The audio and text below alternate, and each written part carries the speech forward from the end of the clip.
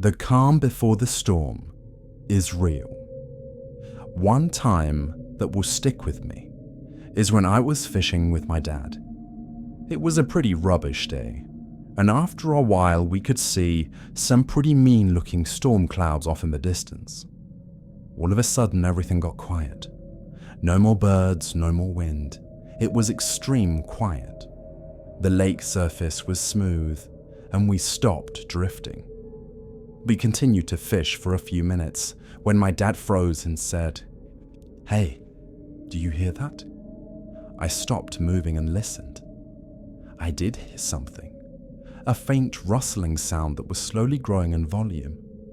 My dad, as he is quite the outdoorsman and has most likely experienced this before, pointed to the far shore and said, "It's the wind." I looked in the direction he pointed, and I could see the wind. Or more, I could see the effects.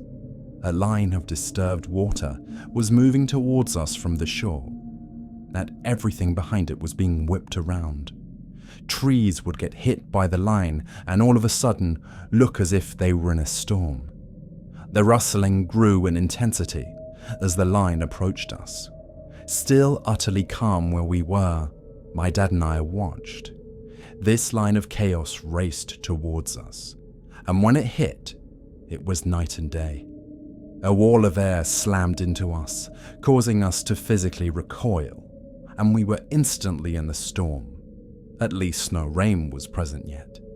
The wind howling around our ears made the low rustling sound immediately transform into a harsh, continuous blast. Communication went from quiet voices to yelling towards each other. My dad yelled to me that we were leaving before it got any worse, and so we hightailed it off to the lake as it began to turn into angry seas. Fun times.